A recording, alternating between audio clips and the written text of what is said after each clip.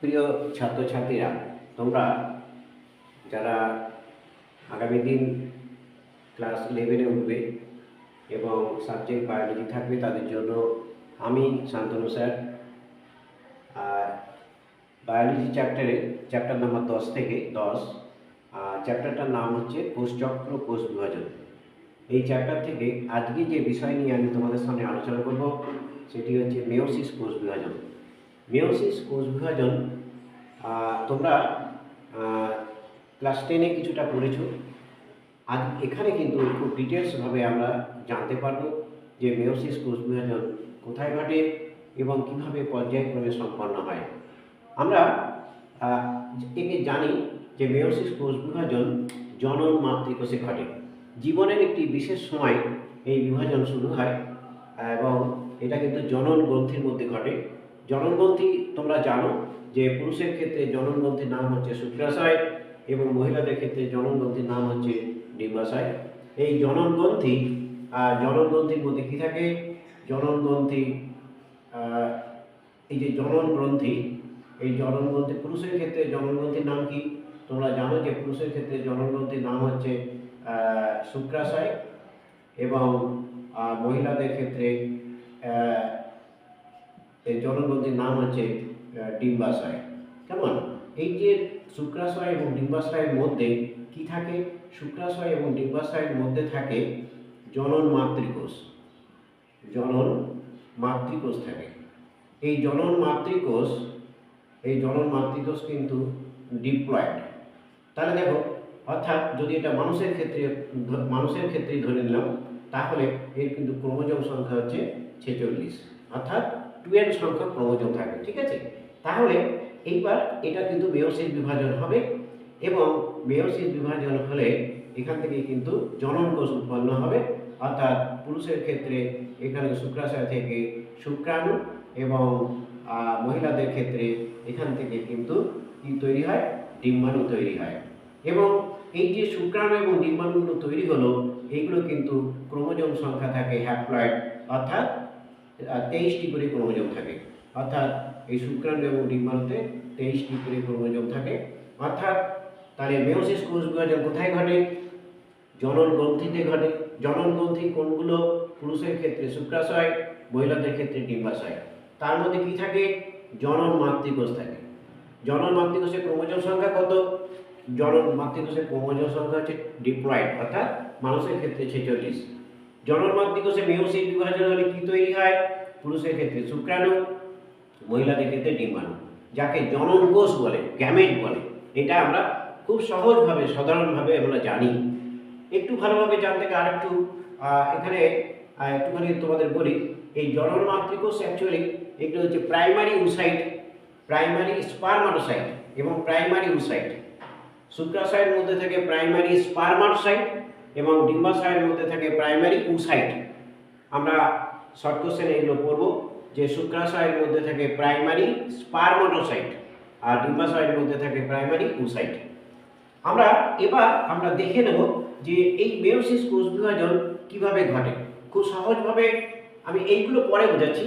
দেখো, একটা কোষ, ধরো মেয়োসিস বিভাজনটা শুরু হবে যে কোষটা, এই কোষের মধ্যে ক্রোমোজোম সংখ্যা আছে কত? আছে 2n = 46, অর্থাৎ 46টা ক্রোমোজোম আছে। এই বিভাজনটা শুরু হলো। বিভাজনটা যখন শুরু হবে, দেখো মেয়োসিস বিভাজন দুটি পর্যায়ে ঘটে।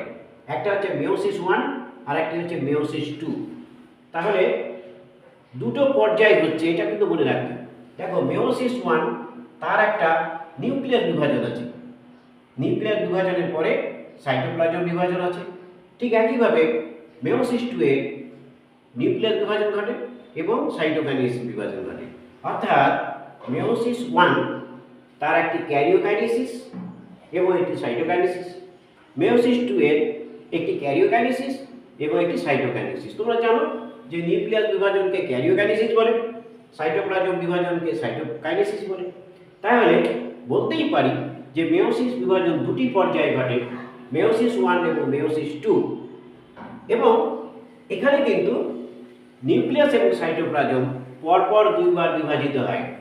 এবার দেখো, তোমরা অ্যানাফেজ 1 এবং এই অ্যানাফেজ 2 এই দুটোর মধ্যে একটুখানি তোমাদের জানতে হবে যে দেখো এখানে যে কোষটা আছে এই কোষটা ধরো ক্রোমোজোম সংখ্যা আছে 46, অর্থাৎ আমি এইখানে দেখিয়ে দিচ্ছি এখানে 46টা ক্রোমোজোম, এই হচ্ছে ধরো 46টা ক্রোমোজোমের প্রতিনিধি আমি এখানে দিলাম, কটা নিলাম, দুটো ক্রোমোজোম নিলাম। এবার দেখো এই মেটাফেজ দশায় ক্রোমোজোমগুলো কি হবে, মেটাফেজ দশায় ক্রোমোজোমগুলি বেবের বিষুব অঞ্চলে সজ্জিত হবে। বেবের কোথায় সজ্জিত হয়, বেবের বিষুব অঞ্চলে সজ্জিত হয়। কেমন, এই বেবের বিষুব অঞ্চলে ক্রোমোজোমগুলি সজ্জিত হচ্ছে, বেবের বিষুব অঞ্চলে সজ্জিত হয়। এবার যখন অ্যানাফেজ দশায় আসে তখন কিন্তু এই সেন্ট্রোমিয়ার বিভাজিত হয় না, ফলে অ্যানাফেজ দশায় আসলে তখন কি হবে, তখন কিন্তু এই কোষটার মধ্যে এই যে অর্ধেক সংখ্যক ক্রোমোজোম এই দিকে চলে যাচ্ছে এবং বাকি অর্ধেক সংখ্যক ক্রোমোজোম কিন্তু অপর দিকে যাচ্ছে, অর্থাৎ বেবের দুই প্রান্তে সমস্ত ক্রোমোজোমের পৃথকীকরণ ঘটে। সমস্ত ক্রোমোজোমের পৃথকীকরণের ফলে এখানে কটা ছিল, এখানে নিশ্চয়ই এটা হচ্ছে 2 এর দুটো মানে 46, তাহলে এখানে যখন সাইটোপ্লাজম বিভাজন হবে তখন এখান থেকে যে দুটো কোষ তৈরি হবে প্রতিটি কোষে ক্রোমোজোম সংখ্যা কত থাকবে, অর্থাৎ এখান থেকে যখন সাইটোপ্লাজম বিভাজন হবে প্রতিটি কোষে ক্রোমোজোম সংখ্যা হবে n সমান সমান একটা করে ক্রোমোজোম থাকবে, অর্থাৎ একটা করে ক্রোমোজোম থাকলে এটা হচ্ছে n সমান সমান হচ্ছে 23, আর এটাও হচ্ছে n সমান সমান হচ্ছে 23, অর্থাৎ দুটি কোষ তৈরি হলো এবং প্রতিটি কোষে ক্রোমোজোম সংখ্যা কিন্তু 23। তাহলে নিশ্চয়ই বুঝতে পেরেছো, আমি 46টা ক্রোমোজোমের প্রতিনিধি ধরলাম, কত, 46টা ক্রোমোজোমের প্রতিনিধি হচ্ছে দুটি ক্রোমোজোম ধরে দিলাম, একটু ভালো করে দেখে নাও, দুটি ক্রোমোজোম হচ্ছে 46টা ক্রোমোজোমের প্রতিনিধি। কেমন, এবার মেটাফেজ দশায় ক্রোমোজোমগুলি কোথায় অবস্থান করে, বেবের বিষুব অঞ্চলে অবস্থান করে, মেটাফেজ প্লেট গঠন করে, এটা আমরা জানি। অ্যানাফেজ দশায় কিন্তু অ্যানাফেজ 1 দশায় এখানে সেন্ট্রোমিয়ার বিভাজিত হবে না, তাহলে হবেটা কি না, সমস্ত ক্রোমোজোমের পৃথকীকরণ হবে, ফলে সমস্ত ক্রোমোজোমগুলি বেবের দুই প্রান্তে চলে গেল এবং প্রতিটি প্রান্তে 23টি করে ক্রোমোজোম পৌঁছালো। সাইটোকাইনেসিস হওয়ার পরে প্রতিটি কোষে ক্রোমোজোম সংখ্যা কতগুলো আছে দেখো, 23টি। এবার দেখো এই দুটি কোষ এখানে কিন্তু এই বিভাজন মেয়োসিস 2 বিভাজন শুরু হবে এবং প্রতিটি কোষে ক্রোমোজোম সংখ্যা কিন্তু কত আছে, প্রতিটি কোষে ক্রোমোজোম সংখ্যা কিন্তু 23টি নিয়ে শুরু হচ্ছে, প্রতিটি কোষে ক্রোমোজোম সংখ্যা কিন্তু কত, প্রতিটি কোষে ক্রোমোজোম সংখ্যা n সমান সমান 23, এখানে কিন্তু n সমান সমান 23। এবার দেখো এই যে এই মেয়োসিস 2 বিভাজনটাও কিন্তু মাইটোসিসের অনুরূপ। এবার অ্যানাফেজ 2, এই যে অ্যানাফেজ 2 দশায় এখানে কিন্তু মনে রাখবে সেন্ট্রোমিয়ারের বিভাজন ঘটে। এখানে কি ঘটে, এখানে মনে রাখবে সেন্ট্রোমিয়ারের বিভাজন ঘটে। তাহলে সেন্ট্রোমিয়ারের বিভাজন যদি এখানে হয় অ্যানাফেজ 2 দশায়, তাহলে এখানে দেখো 23টা ক্রোমোজোম আছে, 23টা ক্রোমোজোম যদি থাকে তাহলে এই কোষটা বিভাজন হলে কটা ক্রোমোজোম তৈরি হবে, এই কোষটা বিভাজিত হলে নিশ্চয়ই এই কোষটার মধ্যে থেকে কটা ক্রোমোজোম তৈরি হবে, নিশ্চয়ই 46টা ক্রোমোজোম তৈরি হবে। 23 দুখানি কত, 46, অর্থাৎ এখানে কিন্তু ক্রোমোজোম সংখ্যা হয়ে গেল কত, এই হচ্ছে একটা 23, এই হচ্ছে 23, অর্থাৎ এখানে কিন্তু 46টা ক্রোমোজোম আছে। এইখানেও কিন্তু এই কোষটা যখন সেন্ট্রোমিয়ার বিভাজন হবে এই কোষের মধ্যে কিন্তু 46টা করে ক্রোমোজোম আছে। কেমন, এবার যখন এটা সাইটোপ্লাজম বিভাজন হবে তখন কিন্তু প্রতিটি কোষ থেকে ক্রোমোজোম সংখ্যা কত হবে, ক্রোমোজোম সংখ্যা থাকবে, ক্রোমোজোম সংখ্যা এই কোষটা থেকে দুটো কোষ তৈরি হবে, অর্থাৎ দেখো এই কোষটা থেকে দুটো কোষ তৈরি হলো, ঠিক এই কোষটা থেকেও দুটো কোষ তৈরি হবে এবং প্রতিটি কোষে ক্রোমোজোম সংখ্যা 23টি করে থাকবে, অর্থাৎ প্রতিটি কোষে ক্রোমোজোম সংখ্যা 23, অর্থাৎ আমরা দেখলাম যে প্রতিটি n সংখ্যা এনে প্রত্যেকটা কোষে ক্রোমোজোম সংখ্যা হচ্ছে 23। তাহলে আমরা নিশ্চয়ই বুঝতে পেরেছি যে মেয়োসিস কোষ বিভাজন, মেয়োসিস 1A এই কোষ বিভাজন যখন শুরু হয় তখন কিন্তু আমরা দেখতে পাবো যে অ্যানাফেজ 1 দশায় এখানে কিন্তু বিশেষ বৈশিষ্ট্য হচ্ছে সমস্ত ক্রোমোজোমের পৃথকীকরণ হয় এবং অ্যানাফেজ 2 দশায় সেন্ট্রোমিয়ারের বিভাজনের ফলে ক্রোমাটিডের পৃথকীকরণ হয়। তার ফলে প্রতিটি কোষ থেকে অপত্য ক্রোমোজোম গঠিত হয় এবং যে সাইটোকাইনেসিসের পরে যে 4টি কোষ তৈরি হয় প্রতিটি কোষে ক্রোমোজোম সংখ্যা অর্ধেক হয়, অর্থাৎ 23টি হয়। নিশ্চয়ই বুঝতে পেরেছো? আবার ভালো করে বুঝিয়ে দিই। 46টা একটা কোষে ক্রোমোজোম সংখ্যা কত? 46। এবার অ্যানাফেজ 1 দশায় এই 46টা ক্রোমোজোম দুই দিকে সরে গেল, তাহলে প্রত্যেক দিকে কয়টা করে ক্রোমোজোম গেল? 23টি করে বেবের দুই প্রান্তে। এবার 23টি করে ক্রোমোজোমের এবার সাইটোপ্লাজম বিভাজন হলো, তাহলে প্রতিটি কোষে ক্রোমোজোম কত হলো? 23টি। এবার এই দুটি কোষ নিয়ে মেয়োসিস 2 বিভাজন শুরু হচ্ছে। মেয়োসিস বিভাজন মাইটোসিসের অনুরূপ। অ্যানাফেজ 2 দশায় প্রতিটি কোষে সেন্ট্রোমিয়ারটা বিভাজিত, তাহলে একটা সেন্ট্রোমিয়ার কটা? দুটো সেন্ট্রোমিয়ারে পরিণত হবে। 23টি ক্রোমোজোম ছিল, 46টি ক্রোমাটিড হবে। প্রতিটি ক্রোমাটিড তার নিজস্ব সেন্ট্রোমিয়ার লাভ করবে এবং যথারীতি তাদের অপত্য ক্রোমোজোম বলবো, অর্থাৎ প্রতিটি কোষে ক্রোমোজোম সংখ্যা তখন 46। সাইটোপ্লাজম বিভাজন হলে একটা 46 ক্রোমোজোম যুক্ত একটা কোষ থেকে দুটি কোষ তৈরি হবে এবং প্রতিটি কোষে অপত্য কোষে ক্রোমোজোম সংখ্যা 23টি করে থাকবে, অর্থাৎ জননমাতৃ কোষে ক্রোমোজোম ছিল 46, অপত্য কোষে ক্রোমোজোম সংখ্যা কত এসে গেল? হ্যাপ্লয়েড অর্থাৎ 23টি। তাহলে মেয়োসিস কোষ বিভাজন কাকে বলে? অর্থাৎ মেয়োসিস কোষ বিভাজন হচ্ছে যে পদ্ধতিতে কোনো ডিপ্লয়েড জননমাতৃ কোষ, এই যে ডিপ্লয়েড জননমাতৃ কোষ তার নিউক্লিয়াস এবং সাইটোপ্লাজম পরপর দুবার বিভাজিত হবে এবং ক্রোমোজোম কিন্তু একবার বিভাজিত হবে অ্যানাফেজ 2 দশায়, এবং তার ফলে অর্ধেক সংখ্যক ক্রোমোজোম যুক্ত 4টি হ্যাপ্লয়েড জনন কোষ তৈরি হয়। অর্থাৎ একটি ডিপ্লয়েড জননমাতৃ কোষ থেকে 4টি হ্যাপ্লয়েড জননমাতৃ কোষ তৈরি হয় যে পদ্ধতিতে, তাকেই মেয়োসিস কোষ বিভাজন বলে। আমরা আজকে যেটা এই জানবো সেটা এখানে মুছে দিই, তাহলে এটা আমি বোঝাতে পারবো। আজকে যে বিষয়টা আমরা জানতে হবে সেই বিষয়টা হচ্ছে, এটা এই দিকটা মুছে দিই। আমরা আজকে দেখো আজকে যে বিষয়টা জানবো সেটা হচ্ছে মেয়োসিস 1।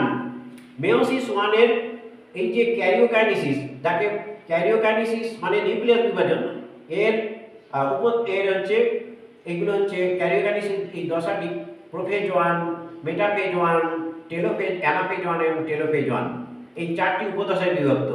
আজকে আমি তোমাদের প্রোফেজ 1 উপদশার বিভিন্ন বৈশিষ্ট্যগুলো জানবো। প্রোফেজ দশা, এই দশার উপদশাগুলো দেখো। প্রথম হচ্ছে লেপ্টোটিন, তারপরে জাইগোটিন, প্যাকাইটিন, ডিপ্লোটিন এবং ডায়াকাইনেসিস। মনে রাখবে কিভাবে? প্রোফেজ দশার উপদশাগুলো নাম বলো, এই সিকোয়েন্সটা মনে রাখতে হবে। মনে রাখতে গেলে এটা মনে রাখবে, লতা যারা পানি দিলা দে। লতা মানে লেপ্টো, যারা মানে জাইগোটিন, পানি মানে প্যাকাইটিন, আর দিলা মানে ডিপ্লো, আর দে মানে ডায়া। অর্থাৎ এইটা একটু মনে রাখবে। হিন্দি একটা কথা যে লতা যারা পানি দিলা দে, লতা এল মানে হচ্ছে লেপ্টো, যারা মানে হচ্ছে জাই, পানি মানে হচ্ছে প্যাকাইটিন, ডিলা মানে ডিপ্লো, আর দে মানে ডায়াকাইনেসিস। এই 5টি উপদশা কিন্তু এখান থেকে অনেক প্রশ্ন আছে, আমি এবার আলোচনা করছি। লেপ্টোটিন, প্রোফেজ দশার মধ্যে 5টি উপদশার বৈশিষ্ট্য খুব ভালোভাবে পড়তে হবে। প্রথমে ছবিটা দেখো। দেখো লেপ্টোটিন দশায় কি হয়? লেপ্টোটিন দশায় তোমরা জানো যে প্রোফেজ দশায় ক্রোমোজোম গঠিত হয়, তোমরা মাইটোসিসে পড়েছো। এখানেও কিন্তু ক্রোমোজোম গঠিত হবে। তাহলে 1 নম্বর আমরা লিখলাম কি তৈরি হবে? ক্রোমোজোম, ক্রোমোজোমের গঠন। তাহলে 1 নম্বর হচ্ছে ক্রোমোজোমের গঠন। 2 নম্বর হচ্ছে দেখো এই যে ক্রোমোজোম গঠিত হয়েছে ক্রোমোমিয়ার। 2 নম্বর কি? 2 নম্বর হচ্ছে ক্রোমোমিয়ার দৃশ্যমান। ক্রোমোমিয়ার ক্রোমোমিয়ার দৃশ্যমান হয়। তাহলে 2 নম্বর নিশ্চয়ই বুঝতে পেরেছ যে ক্রোমোমিয়ার দৃশ্যমান। 3 নম্বর কি? 3 নম্বর মনে রাখতে হবে, 3 নম্বর হচ্ছে বোকে স্টেজ প্রাণী কোষের ক্ষেত্রে। 3 নম্বর প্রাণী কোষের ক্ষেত্রে এই বোকে, এই কথাটা মনে রাখতে হবে যে বোকে স্টেজ। বোকে স্টেজ মানে কি? বোকে স্টেজ মানে হচ্ছে প্রাণী কোষের ক্ষেত্রে এই যে ক্রোমোজোমগুলি নিউক্লিয়াসের এক প্রান্তে অবস্থান করে ফুলের তোড়ার মতন, তাকে বোকে স্টেজ বলে। এখান থেকে প্রশ্ন আসে। তাহলে নিশ্চয়ই বুঝতে পেরেছ কখন ঘটে। এটা নিশ্চয়ই প্রোফেজোয়ানের লেপ্টোটিন উপদশায় প্রাণী কোষের ক্ষেত্রে ক্রোমোজোমগুলি নিউক্লিয়াসের এক প্রান্তে অবস্থান করে ফুলের তোড়ার মতন। ফুলের যেমন তোড়া তেমনি। যদি এটা উদ্ভিদ কোষ হতো, উদ্ভিদ কোষের ক্ষেত্রে কোনো কোনো উদ্ভিদ কোষের ক্ষেত্রে এটা দেখা যায়, এবং উদ্ভিদ কোষের ক্ষেত্রে এই সজ্জা রীতিকে বলা হয় সাইনেজেইস। সাইনেজেইস বলে। উদ্ভিদ কোষের ক্ষেত্রে এটাকে বলে সাইনেজেইস। কেমন? প্রাণী কোষের ক্ষেত্রে বলা হয় বোকে স্টেজ, এবং উদ্ভিদ কোষের ক্ষেত্রে বলে সাইনেজেইস। এবার দেখো, তাহলে আমরা 4টি ঘটনা, লেপ্টোটিন দশার 4টি ঘটনা কি কি? ক্রোমোজোমের গঠন, ক্রোমোমিয়ার দৃশ্যমান, প্রাণী কোষের ক্ষেত্রে বোকে স্টেজ, আর উদ্ভিদ কোষের ক্ষেত্রে, এটা কিন্তু উদ্ভিদ কোষে মনে রাখবে, এটা হচ্ছে উদ্ভিদ কোষের ক্ষেত্রে এরকম দেখতে পাওয়া যায়। উদ্ভিদ কোষের ক্ষেত্রে এই সজ্জা রীতির নাম হচ্ছে সাইনেজেইস। নেক্সট আমরা জাইগোটিন সম্বন্ধে জানব। জাইগোটিন দশায় কিন্তু জোর বাঁধে। এই যে সমস্ত ক্রোমোজোমগুলি জোর বাঁধবে। দেখো এই যে জোর বেঁধেছে, এই যে জোর বাঁধা, এই যে জোর বাঁধা, এই জোর বাঁধার যে জোর বাঁধা, একে বলে ক্রোমোজোম দ্বয়কে বলে বাইভ্যালেন্ট। তাহলে 1 নম্বর জোর বাঁধা, 2 নম্বর হচ্ছে বাইভ্যালেন্ট। বাইভ্যালেন্ট কাকে বলে?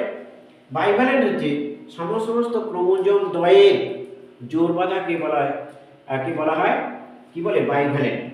এবং যেভাবে জোর বাঁধে, জোর বাঁধার পদ্ধতির নাম কি? জোর বাঁধার পদ্ধতির নাম হচ্ছে সাইন্যাপসিস। জোর বাঁধার পদ্ধতির নাম কি? সাইন্যাপসিস। মনে রাখবে, জোর বাঁধার পদ্ধতির নাম সাইন্যাপসিস। এবার দেখো, এই যে জোর বাঁধে, জোর বাঁধবে কি করে? জোর বাঁধার প্রক্রিয়াটি ঘটে যে নিউক্লিয় প্রোটিন, এটা একটু মনে রাখবে, নিউক্লিয় প্রোটিনের মাধ্যমে জোর বাঁধে। নিউক্লিয় প্রোটিন, এই নিউক্লিয় প্রোটিন এর নাম হচ্ছে সাইন্যাপটোনিমাল। সাইন্যাপটোনিমাল কমপ্লেক্স। তাহলে সাইন্যাপটোনিমাল কমপ্লেক্স, এটা মনে রাখতে হবে, মুখস্থ রাখতে হবে যে নিউক্লিয় প্রোটিন, যে নিউক্লিয় প্রোটিনের প্রভাবে জোর বাঁধে সমস্ত ক্রোমোজোমগুলি। দেখো জোর বেঁধেছে, এই জোর বাঁধার জন্য যে নিউক্লিয় প্রোটিনের প্রয়োজন হয় তার নাম কি? সাইন্যাপটোনিমাল কমপ্লেক্স। এবার আরো দেখো, জাইগোটিন দশায় আরো বিভিন্ন বৈশিষ্ট্য, আমি 4টে বৈশিষ্ট্য লিখেছি।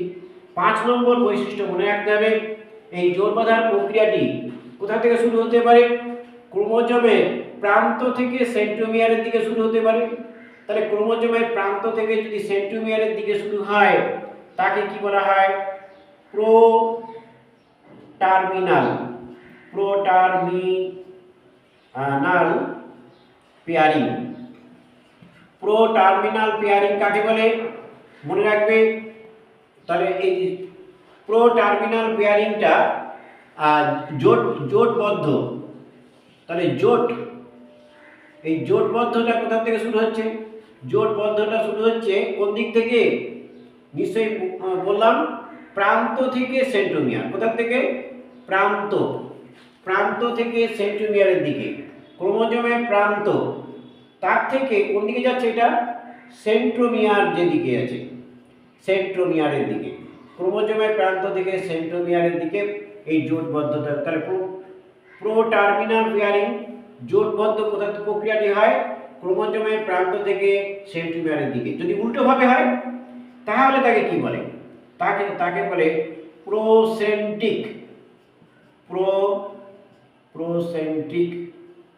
পেয়ারিং। প্রোসেন্ট্রিক পেয়ারিং, এটা মানে কি? তাহলে এই যে জোটবদ্ধটা কিভাবে হবে? সেন্ট্রোমিয়ার থেকে প্রান্তের দিকে। তাহলে সেন্ট্রোমিয়ার মানে কেন্দ্র, তার থেকে প্রান্তের দিকে যাবে, অর্থাৎ সেন্ট্রোমিয়ার থেকে প্রান্তের দিকে যদি যায় তখন তাকে আমরা কি বলবো? সেন্ট্রোমিয়ার থেকে প্রান্ত, ক্রোমোজোমের প্রান্ত দিকে যদি যায় জোটবদ্ধতা, তাকে বলবো প্রোসেন্ট্রিক।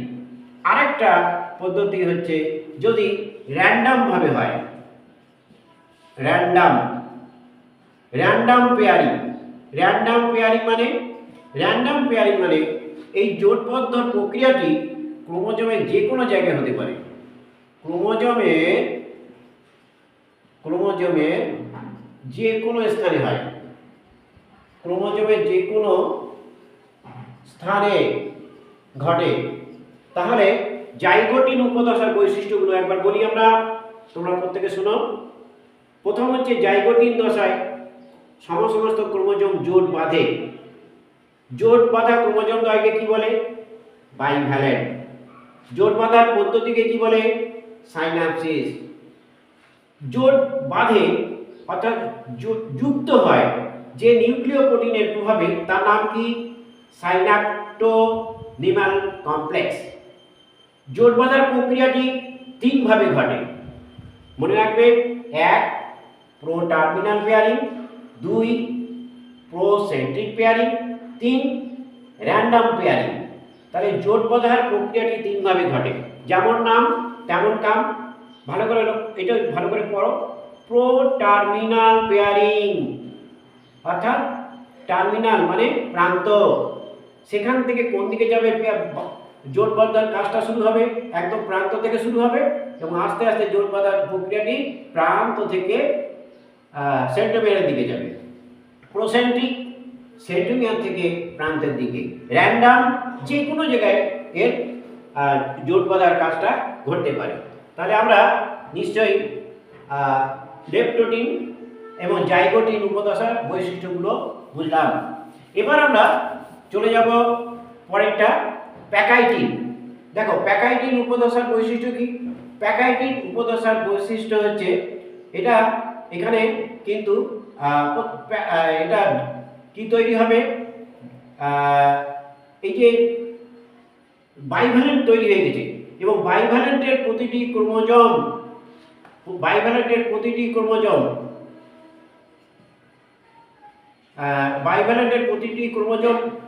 ক্রোমোজোম বিভক্ত হবে, দুটি করে ক্রোমাটিড তৈরি হবে।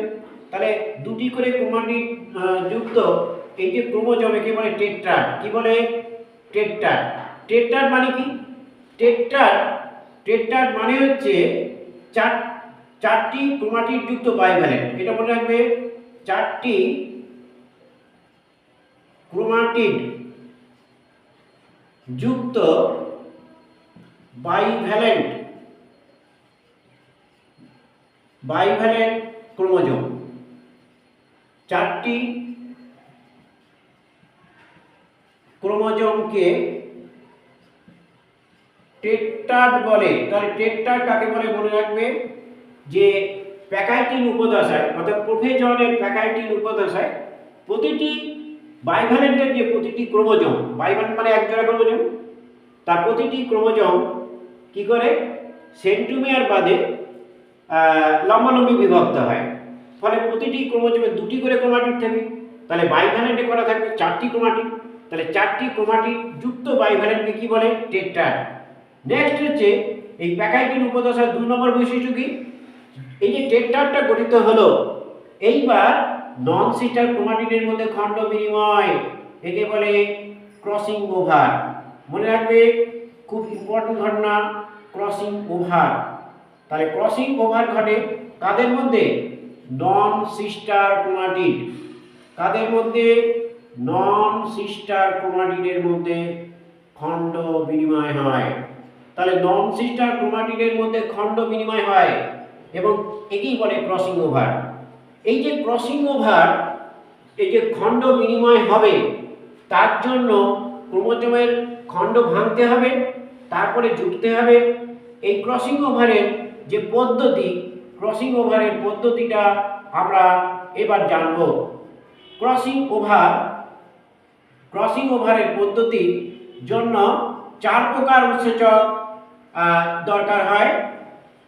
দেখো প্রথম উৎসেচকটার নাম হচ্ছে এন্ডোনিউক্লিয়েজ। কি নাম? 1 নম্বর হচ্ছে এন্ডোনিউক্লিয়েজ, মনে রাখবে এন্ডোনিউক্লিয়েজ। এন্ডোনিউক্লিয়াস কি করে? এন্ডোনিউক্লিয়াস ডিএনএ ভাঙতে, ডিএনএ স্ট্র্যান্ড ভাঙতে সাহায্য করে। ডিএনএ স্ট্র্যান্ড ভাঙতে কে সাহায্য করে? এন্ডোনিউক্লিয়েজ। 2 নম্বর বি দেখো এক্সোনিউক্লিয়েজ। এক্সোনিউক্লিয়েজ, এক্সোনিউক্লিয়েজ এই উৎসেচক কি করে? এক্সোনিউক্লিয়েজ উৎসেচকটা এদের যে ডিএনএ যে স্ট্র্যান্ড ভাঙলো এদের মধ্যে গ্যাপ তৈরি করে, গ্যাপ তৈরি করে। তাহলে গ্যাপ তৈরি করে কে? এক্সোনিউক্লিয়েজ। 3 নম্বর উৎসেচক, একে বলা হয় ইউ প্রোটিন। কি বলে? U protein. U protein, U প্রোটিনকে একে বলা হয়, ইউ প্রোটিনের অপর নাম হচ্ছে আনওয়াইন্ডেজ। আনওয়াইন্ডেজ উৎসেচক। এই আনওয়াইন্ডেজ উৎসেচক এটা কি করে? এটা না এই স্ট্র্যান্ড দুটিকে দূরে সরিয়ে দেয়, বিচ্ছিন্ন করে। ডিএনএ স্ট্র্যান্ড কে বিচ্ছিন্ন করে, মনে রাখবে ডিএনএ স্ট্র্যান্ডকে বিচ্ছিন্ন করে কে? না, ইউ প্রোটিন। আর 4 নম্বর ডি, 4 নম্বর হচ্ছে আর প্রোটিন। আর প্রোটিনটা কি করে? আর প্রোটিন একে বলা হয় ডিএনএ লাইগেজ। DNA ligase. এই ডিএনএ লাইগেজ কি করে?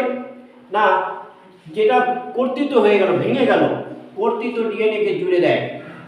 কর্তৃত ডিএনএ কে জুড়ে দেয়। তাহলে কর্তৃত ডিএনএ কে জুড়ে দেয় কে? DNA ligase. তাহলে প্যাকাইটিন দশার উপদশা, প্যাকাইটিন উপদশার বৈশিষ্ট্যগুলো একবার বলে যাই। প্যাকাইটিন উপদশায় টেট্রাড গঠিত হয়। 4টি ক্রোমাটিড যুক্ত বাইভ্যালেন্টকে টেট্রাড বলে। ক্রসিং ওভার অর্থাৎ যে ক্রোমাটিডগুলো গঠিত হলো তাদের মধ্যে নন সিস্টার ক্রোমাটিডের মধ্যে খণ্ড বিনিময় হয়, একে ক্রসিং ওভার বলে। ক্রসিং ওভারের জন্য 4 প্রকার উৎসেচক দরকার। পদ্ধতিটা কেমন? প্রথমে ডিএনএ স্ট্র্যান্ড ভাঙবে, ভাঙার জন্য সাহায্য করবে যে উৎসেচক তার নাম এন্ডোনিউক্লিয়াস। ডিএনএ স্ট্র্যান্ডগুলি যাতে পুনরায় জুড়ে না যায় সেই জন্য একটা গ্যাপ তৈরি করে কে? এক্সোনিউক্লিয়াস উৎসেচক। এরপর ডিএনএ স্ট্র্যান্ডগুলিকে বিচ্ছিন্ন করে দেয়, দূরে সরিয়ে দেয়। বিচ্ছিন্ন করার ফলেই কিন্তু ক্রসিং ওভারটা ঘটে। এটার নাম হচ্ছে ইউ প্রোটিন বা আনওয়াইন্ডেজ উৎসেচক। নেক্সট হচ্ছে ডিএনএ স্ট্র্যান্ডগুলো যখন জুড়ে খণ্ড বিনিময় হওয়ার পর তাদের মধ্যে কিন্তু কি তৈরি হয়? তারা আবার জুড়ে যাবে। যে উৎসেচকের সাহায্যে জুড়ে যাবে তার নাম আর প্রোটিন বা ডিএনএ লাইগেজ। এই সময় কিন্তু ক্রোমোজোমের মধ্যে কি তৈরি হয়? কায়া জমা। মনে রাখবে কায়া জমা গঠিত হয়। তাহলে এর পরের পয়েন্ট হচ্ছে কায়া জমা গঠিত হয়। তাহলে আমরা দেখো এর মধ্যে কতগুলো বৈশিষ্ট্য দেখলাম। প্যাকাইটিন উপদশায় কায়া জমা গঠিত হয়। আর একটা বৈশিষ্ট্য আমরা দেখব, এটা 4 নম্বর। 5 নম্বর প্যাকাইটিন উপদশায় আর একটা বৈশিষ্ট্য হচ্ছে কি? এই কায়া জমা গঠন কিন্তু রেসিপ্রোকাল কায়া জমা হতে পারে। রেসিপ্রোকাল। তাহলে কায়া জমা 2 প্রকার, একটা হচ্ছে রেসিপ্রোকাল কায়া জমা। রেসিপ্রোকাল কায়া জমা, রেসিপ্রোকাল কায়া জমা মানে কি? রেসিপ্রোকাল কায়া জমা মানে হচ্ছে এখানে দেখো এই এই যে কায়া জমা, দুটি কায়া জমা যখন একই ক্রোমাটিডের মধ্যে ঘটে, দুটি কায়া জমা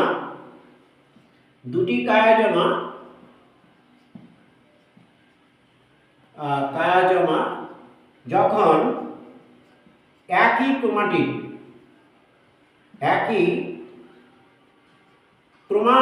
মধ্যে ঘটবে, ঘটে। তাহলে কায়া জমা মানে কি? অর্থাৎ যখন ক্রসিং ওভার হয় তখন নন সিস্টার ক্রোমাটিডগুলি একে অপরকে অতিক্রম করে, ওই জায়গায় ওই সংলগ্ন স্থানটাকে এক্স চিহ্ন দিয়ে দেখায়। তাহলে কায়াজমা যেখানে গঠিত হয় সেই জায়গাটাকে কেমন দেখাবে? এক্স চিহ্ন দিয়ে দেখায়। আরেকটি হচ্ছে, এটা হচ্ছে রেসিপ্রোকাল কায়াজমা, আরেকটি হচ্ছে কমপ্লিমেন্টারি কায়াজমা।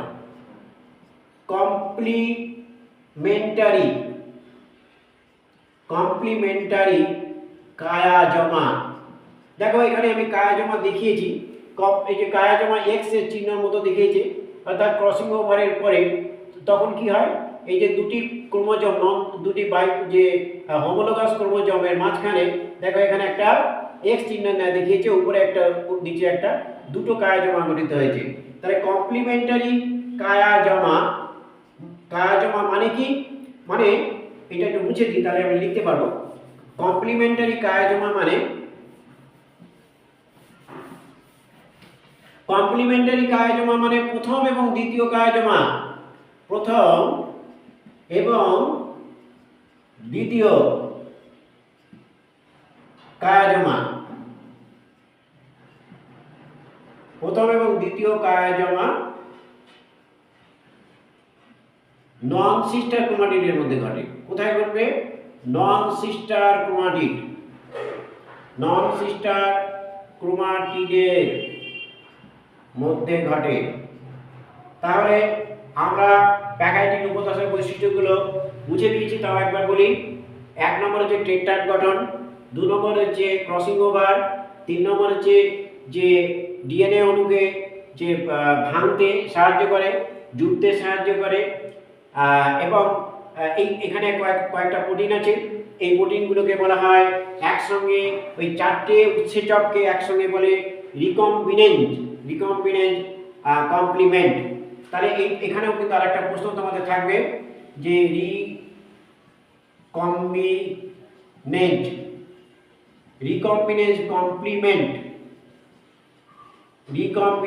কমপ্লিমেন্ট বা কমপ্লেক্স। রিকম্বিনেন্স কমপ্লেক্স কাকে বলে? কমপ্লেক্স, রিকম্বিনেন্স কমপ্লেক্স হচ্ছে 4টি উৎসেচককে বলা হয় কি কি? 4টি উৎসেচক হচ্ছে এন্ডোনিউক্লিয়েজ, অর্থাৎ ডিএনএ ক্রোমোজোমের ভেতরের অংশ, ভেতরের যে ক্রোমাটিড, ক্রোমোজোমের ভেতরের ক্রোমাটিড অর্থাৎ ডিএনএ অণুকে ভাঙতে সাহায্য করে। এক্সোনিউক্লিয়েজ গ্যাপ তৈরি করে। নেক্সট হচ্ছে ইউপ্রোটিন, যাকে আনওয়াইন্ডেজ বলে, এটি দুটি অণুকে দূরে সরিয়ে দেয়। এবং আর প্রোটিন বা যাকে ডিএনএ লাইগেজ বলে, সেটি কিন্তু ডিএনএ অণুকে জুড়তে সাহায্য করে। এই 4টি উৎসেচককে একসঙ্গে রিকম্বিনেন্স কমপ্লেক্স বলে। তাই কি কি নাম মনে রাখবে? এন্ডোনিউক্লিয়েজ, এক্সোনিউক্লিয়েজ, ইউ প্রোটিন বা আনওয়াইন্ডেজ এবং আর প্রোটিন বা ডিএনএ কমপ্লেক্স। তাহলে প্যাকাইটিন উপদশায় অনেকগুলো বৈশিষ্ট্য তোমাকে বললাম, এগুলো মনে রাখতে হবে। নেক্সট হচ্ছে ডিপ্লোটিন। দেখো প্যাকাইটিন দশায় আমরা লক্ষ্য করেছি যে কায়াজমা গঠিত হয়েছে এবং সিস্টার ক্রোমাটিড। সিস্টার ক্রোমাটিড মানে কি? দেখো একই ক্রোমোজোমের ক্রোমাটিড যারা একটি সাধারণ সেন্ট্রোমিয়ার দ্বারা যুক্ত তাদের সিস্টার ক্রোমাটিড বলে। আর নন সিস্টার ক্রোমাটিড কাকে বলে? দেখো বাইভ্যালেন্ট, এটা তো বাইভ্যালেন্ট ক্রোমোজোম, বাইভ্যালেন্ট ক্রোমোজোম দ্বয়ে দুটি পৃথক ক্রোমোজোমে অবস্থিত ক্রোমাটিড যারা একটি সাধারণ সেন্ট্রোমিয়ার দ্বারা যুক্ত নয় তাদের একটিকে অপরটির নন সিস্টার ক্রোমাটিড বলে। এই ক্রোমোজোমের এই ক্রোমাটিড অপর ক্রোমোজোমের এই ক্রোমাটিড, অর্থাৎ বাইভ্যালেন্টের দুটি বিপরীত ক্রোমোজোমের ক্রোমাটিডকে বলা হয় নন সিস্টার ক্রোমাটিড। তাহলে নন সিস্টার ক্রোমাটিডের মধ্যে খণ্ড বিনিময় হয় এবং এই যে খণ্ড বিনিময়কে ক্রসিং ওভার বলে। ক্রসিং ওভারের পরে এই নন সিস্টার ক্রোমাটিডের মধ্যে একটি এক্স আকৃতি গঠন দেখা যায় যাকে কায়াজমা বলে। কায়াজমা নিশ্চয়ই বুঝতে পেরেছো, একই ক্রোমাটিডের মধ্যে যখন খণ্ড বিনিময় হবে রেসিপ্রোকাল মানে একই প্রজাতির মধ্যে হচ্ছে, আর যখন দুটি নন সিস্টার ক্রোমাটিডের মধ্যে হয় তখন তাকে কমপ্লিমেন্টারি কায়াজমা বলে। এবার আমরা চলে যাব ডিপ্লোটিন। ডিপ্লোটিন দশা তো লক্ষ্য করছো যে কায়াজমা হয়ে গেছে, কায়াজমা গঠনের পরে এই যে কায়াজমা গঠন ক্রসিং ওভারের পরে কায়াজমা হয়েছে এবং কায়াজমাগুলো কিন্তু ক্রোমোজোমের প্রান্তের দিকে গমন করবে, অর্থাৎ প্রান্তীয় গমন। তাহলে 1 নম্বর বৈশিষ্ট্য হচ্ছে কায়াজমার প্রান্তীয় গমন। কায়াজমার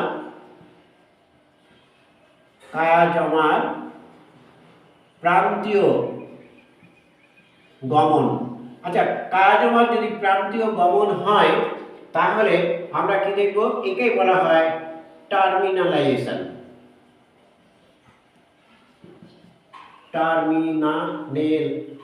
টার্মিনালাইজেশন। তাহলে টার্মিনালাইজেশন মানে অর্থাৎ এই যে ক্রোমোজোমের কায়াজমাগুলো ক্রোমোজোমের প্রান্তের দিকে গমন করে, আর হচ্ছে এই ক্রোমোজোমগুলো যেহেতু সমস্ত ক্রোমোজোমগুলো আস্তে আস্তে দূরে সরে যাবে, তাহলে এই যে দূরে সরে যায় একে বলা হয়, একে কি বলে? একে বলে ডিসজাংশন। ডিসজাংশন মানে হচ্ছে ক্রোমোজোমগুলি পৃথক হবে। তাহলে ক্রোমোজোমগুলি পৃথক হয়। তাহলে আমরা দুটো বৈশিষ্ট্য বুঝলাম যে ক্রোমোজোমগুলি পৃথক হয় তাকে বলা হয় ডিসজাংশন, অর্থাৎ ডিপ্লয়েডিং দশায় দুটো বৈশিষ্ট্য, একটা জানলাম আমরা কায়াজমাদের প্রান্তীয় গমন যাকে টার্মিনালাইজেশন বলে, আর আরেকটা কি? ডিসজাংশন। আরেকটা বৈশিষ্ট্য তোমাদের পড়ে তোমরা নিশ্চয়ই মনে আছে যে নিউক্লিয় প্রোটিন ক্রোমোজোম দ্বয়কে জোটবদ্ধ হতে সাহায্য করেছিল, সেই নিউক্লিয় প্রোটিন কি হবে না দ্রবীভূত হবে। মনে রাখবে, নিউক্লিয় প্রোটিন কি হবে? দ্রবীভূত হবে। নিউক্লিয় প্রোটিনের নামটা মনে আছে? একটু আগে বললাম, এর নাম হচ্ছে সাইন্যাপটোনিমাল কমপ্লেক্স। তাহলে সাইন্যাপটোনিমাল কমপ্লেক্স কখন তৈরি হয়েছিল? তোমাদের যে প্রশ্নটা করি, সাইন্যাপটোনিমাল কমপ্লেক্স গঠিত হয়েছিল কোন দশায়? যখন ক্রোমোজোমগুলি যুক্ত হয়েছিল, জোট বেঁধেছিল, অর্থাৎ জাইগোটিক দশায় এই সাইন্যাপটোনিমাল কমপ্লেক্স তৈরি হয়। আর কখন এটা দ্রবীভূত হয়? যখন ক্রোমোজোমগুলি পরস্পর থেকে দূরে সরে যাবে, তখন তো এই প্রোটিনের দরকার হয় না, তখন এই প্রোটিনটা দ্রবীভূত হয়ে যায়। তাহলে তিনটে বৈশিষ্ট্য ডিপ্লয়েডিং দশায়, এক হচ্ছে কায়াজমার প্রান্তীয় গমন যাকে টার্মিনালাইজেশন বলে, নেক্সট হচ্ছে ক্রোমোজোমগুলি পৃথক হয়, একে ডিসজাংশন বলে, আর নিউক্লিয় প্রোটিনে দ্রবীভূত হয়। এবার হচ্ছে আমরা শেষ পর্যায়টা পড়ব, তার নাম হচ্ছে ডিপ্লয়েডিংটা জানলাম, এবার আমরা জানবো ডায়াকাইনেসিস। দেখো, ডায়াকাইনেসিস এই পর্যায়টা কি? এই পর্যায় হচ্ছে সীমিত সংখ্যক কায়াজমা দেখা যায়। সীমিত সংখ্যক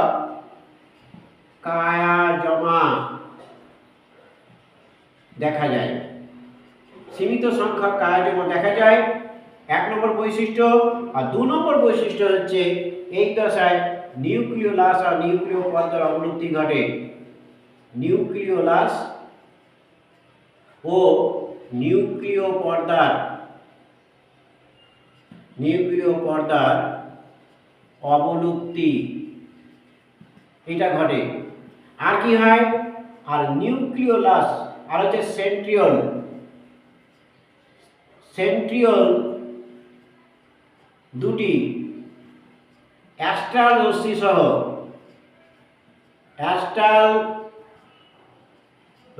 সহ দুই প্রান্তে সরে যায়। নিশ্চয়ই বুঝতে পেরেছো? তাহলে ডায়াকাইনেসিসের বৈশিষ্ট্যগুলো নিশ্চয়ই আবার বলছি। সীমিত সংখ্যক কায়াজমা দেখা যায়, অর্থাৎ এই যে প্রান্তীয় গমনটা চলতে থাকে, সেই জন্য এর সংখ্যা কমতে থাকে, এবং নিউক্লিওলাস আর নিউক্লিয় পর্দার অবলুপ্তি ঘটে। সেন্ট্রিওল দুটি অ্যাস্ট্রাল রশ্মি সহ দুই প্রান্তে সরে যায়। এরপরে নিশ্চয়ই আমরা বুঝতে পারলাম, এরপরে ডায়াকাইনেসিসের পরে মেটাফেজ, এটা আলোচনা করেছি। তাহলে একবার আমি প্রত্যেকটা উপদশা বলবো, তোমার কতটা মনে আছে দেখো। লেপ্টোটিন উপদশায় 4টি বৈশিষ্ট্য: ক্রোমোজোম গঠন, ক্রোমোমিয়ার দৃশ্যমান, বুকে স্টেজ, সাইনেজেইস। নেক্সট হচ্ছে বাইভ্যালেন্ট। এবার দেখো জাইগোটিন দশায় নিশ্চয়ই বাইভ্যালেন্ট গঠিত হয়েছে। এবার এই বাইভ্যালেন্টের জন্য যে প্রোটিনের নাম আমি তোমাদের বলেছি, মনে আছে নিশ্চয়ই? বাইভ্যালেন্টের জন্য প্রোটিনের নাম সাইন্যাপ্টোনিমাল কমপ্লেক্স, এখানে আমরা লিখেছিলাম সাইন্যাপ্টোনিমাল কমপ্লেক্স জাইগোটিন দশায়। এবার দেখো এবার আমরা চলে যাব যে প্যাকাইটিন দশায়। এখানে টেট্রাড গঠিত হয়, প্রথম বৈশিষ্ট্য টেট্রাড মানে 4টি ক্রোমাটিন যুক্ত বাইভ্যালেন্ট। তারপরে হচ্ছে ক্রসিং ওভার, নন সিস্টার ক্রোমাটিনের মধ্যে খণ্ড বিনিময় হবে ক্রসিং ওভারের জন্য 4টি উৎসেচক দরকার।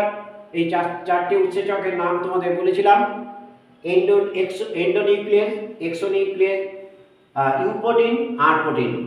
এবার এই সময় কিন্তু কায়োজোমা গঠিত হবে, এবং কায়োজোমা দুই প্রকার আমি তোমাকে বলেছিলাম। একটা হচ্ছে রেসিপ্রোকাল কায়োজোমা, আর একটা হচ্ছে কমপ্লিমেন্টারি কায়োজোমা। অর্থাৎ রেসিপ্রোকাল মানে প্রথম আর দ্বিতীয় কায়োজোমা যখন একই ক্রোমাটিনের মধ্যে ঘটে, আর কমপ্লিমেন্টারি কায়োজোমা হচ্ছে প্রথম আর দ্বিতীয় কায়োজোমা কিন্তু এটা কিন্তু নন সিস্টার ক্রোমাটিনের মধ্যে হবে। নেক্সট চলে যায় ডিপ্লোটিন দশা। এখানে কিন্তু ক্রোমোজোমগুলি বিচ্ছিন্ন হবে, এবং এই বিচ্ছিন্ন প্রক্রিয়াটাকে বলা হয় কি বলা হয় না ডিসজাংশন বলে। আর কায়োজোমার প্রান্তীয় গমনকে বলে টার্মিনেলাইজেশন। নেক্সট হচ্ছে ডায়াকাইনেসিস। এই সময় ক্রোমোজোমের যে মধ্যে যে কায়োজোমা সেটা প্রান্তীয় গমন তো চলতেই থাকে, ফলে সীমিত সংখ্যক কায়োজোমা দেখতে পাওয়া যায়। নিউক্লিওলাস নিউক্লিওপয়েডের অবনতি ঘটে, এবং সেন্ট্রিওল দুই প্রান্তে সরে যেতে থাকে। আজকে এই পর্যন্ত। তোমরা সাবস্ক্রাইব করবে, আমার এই ভিডিওটা দেখবে, এবং উপকৃত হলে নিশ্চয়ই তোমার বন্ধু বান্ধবদের তাদের জানাবে। রাখছি তাহলে।